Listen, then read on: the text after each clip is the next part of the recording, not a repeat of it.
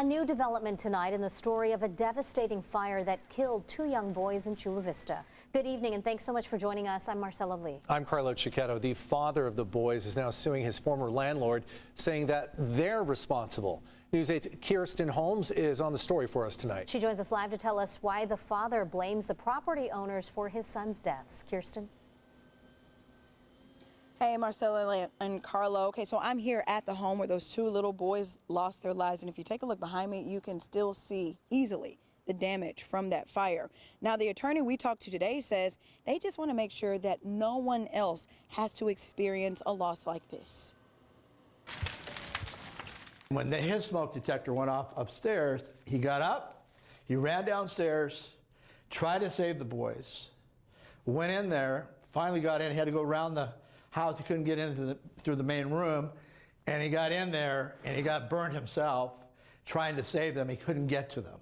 James France, Jesus Ciro's attorney, says he did everything he could to try and save his 2 little boys' lives, and now he has to live every day without them. France says Jesus' landlords, Miroslavin and Secura, are to blame. Flickering and short-circuiting of appliances were brought to their attention.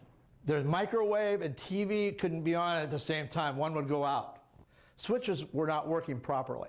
And that's just one of the reasons why France says the homeowners are to blame for the fire. The room the boys slept in used to be a garage and was turned into a living space. Because the room was an illegal garage conversion, it lacked various safety requirements. It was not wired as a living space. There was improper means of ingress and egress, inadequate ventilation, and the materials used in the property were not to code.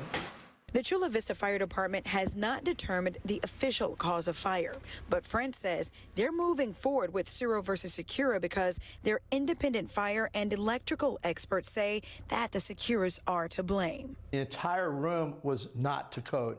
There was actually no fire detector system at all in the room. It's required in every room.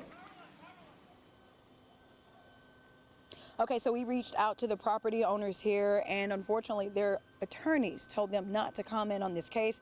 The suit was just filed yesterday. Jesus Ciro was not at today's announcement. His attorney says he is still grieving.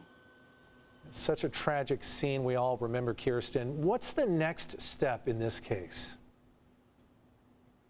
Okay, so the attorney says that they will have a dig out here in the next few weeks coming up so that they can look for more evidence, which their attorney says will prove their case that the landowners or the property owners here are indeed at fault. But we'll keep you posted on what happens next. All right, Kirsten Holmes reporting live. Thank you. There has been another accidental shooting in the South Bay, and tonight a 15-year-old boy is in the hospital. It happened at a home on T Avenue between East 4th Street and East 8th Street. National City Police say the boy was shot by his 16-year-old friend. He is expected to survive. Last weekend, Chula Vista police say 12-year-old Max Mendoza accidentally shot and killed himself with a gun that was brought to his family's home by a friend. A 17-year-old girl accused of stabbing an Uber driver to death in National City has pleaded not guilty. The girl's name is not being released because of her age. Prosecutors say she killed 58-year-old Raquel Weber on Tuesday. It's not clear at this point whether she was a passenger in the victim's car. There's still no word on a motive. The 17-year-old is charged with murder and torture. She's due back in court later this month.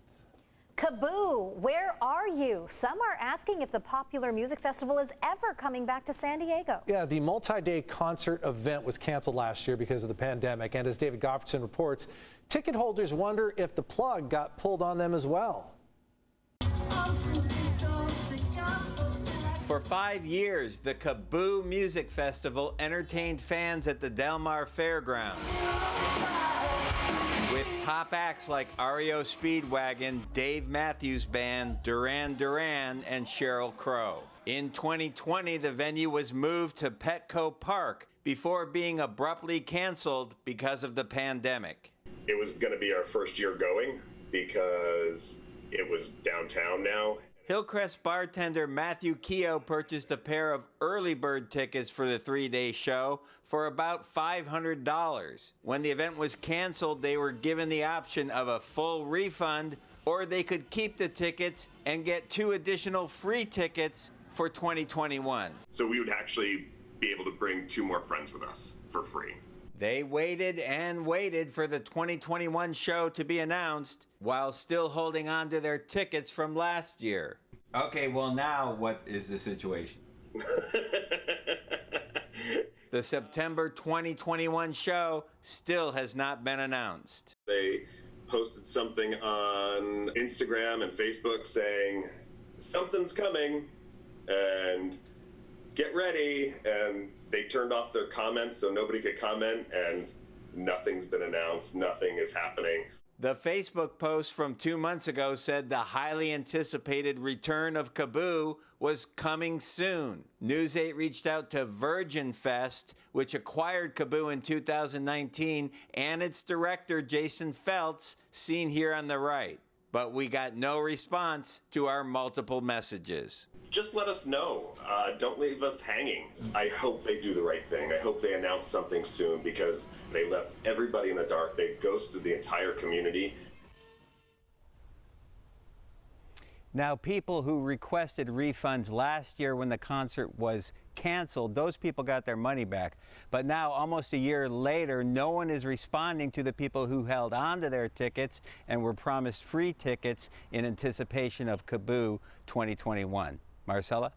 Yeah, David, you know, the Virgin Group of companies is a huge international operation, and Virgin Fest is a subdivision of that company. So it is very concerning that all over social media a couple months ago, as you pointed out, they said more coming soon, but then nothing, silence since.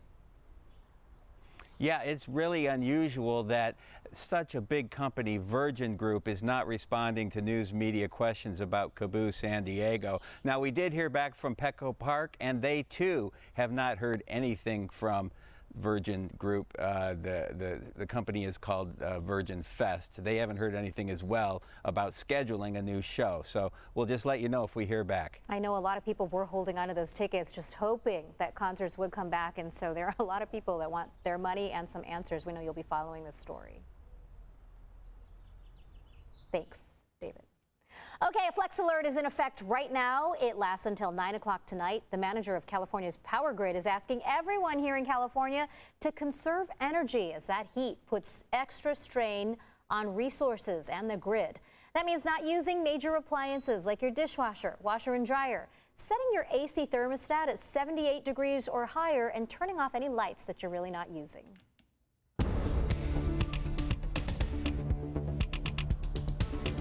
That's because we're talking about some pretty hot temperatures out there, especially inland. I'm Chief Meteorologist Carlene Chavis. We're just getting started when it comes to this heat. So taking a look at how we shaped up today with those highs, of course, the 70s, pretty mild right along the coast, but we are talking about a lot of 90s that were inland. 95 degrees, the high today for Valley Center. Also talking about those 90s in the mountains. 114 degrees was the high today for Borrego Springs. And we're just getting started. So still with a heat advisory in play all the way until 8 p.m. on Monday night. So for this weekend, for the mountains below 6,000 feet, we're talking about more highs between 90 to 102. Some areas that were highlighted with this advisory include Campo as well as Pine Valley. Taking a look at that warning, that is because we're talking about temperatures above 115 in our desert. This is going to start tomorrow morning, carry all the way into Monday at 8 p.m.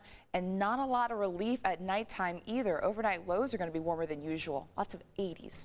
We'll go ahead and take a look at your complete forecast coming up. Carlo, Marcella. Thanks, Carlene. After putting an end to weekly COVID briefings last month, county leaders held a news conference today urging people to get vaccinated. They really wanted to get the word out. They want to let you know that local cases are on the rise, including that Delta variant, which could become the dominant strain here in San Diego by August. Tonight, News 8's Shannon Handy has more on the numbers and county leaders and health officials' message. It's not just Delta variant cases on the rise, but all cases. The message from county leaders out here today, if you haven't been vaccinated, go get your vaccine. In order to slow the spread of COVID, we need people to get the vaccine. It's a message local leaders have been pushing for months, but with a recent uptick in COVID cases, they say it's worth saying again. On June 29th, Fee County reported 84 new cases compared to the day before. A week later, on July 7th, there were 200 new cases during the same 24-hour period. 95% of those COVID cases are in the unvaccinated. Currently, about 68% of San Diegans are fully vaccinated. Nearly 80% have received their first dose. The concern isn't just for those who haven't been vaccinated at all, but also for people who have yet to return for their second shot. It doesn't matter when you get it. Ideally, you want to get it on time, but even if it's been a month, 2 months, 4 months since that first shot, getting that second shot, you don't have to restart. You just need to get that second shot. It's important because specifically for the Delta variant, one shot is not enough. According to local experts, the Delta variant, which can spread more easily, could be the dominant strain in San Diego by August. There have been 54 confirmed cases of it here, though it's believed that number is likely higher since not all samples can be tested. Because of different entities that are doing testing and not all of them able to get those samples in. Another aspect is that you have to have enough virus to be able to sequence in the first place. At this point, there are no plans to go back to requiring masks like what we're seeing in nearby Los Angeles. Instead, the guidance being put out by the county is this. Our primary message today is the need to get vaccinated. I had the virus myself, and it is not fun to get. The devastation that this virus causes is preventable. I beg you, please, get your vaccine. Now, county leaders say while some vaccine sites have shut down, they will still make the vaccine free and widely available. For a list of places to go, just log on to CBS8.com and click on the help button.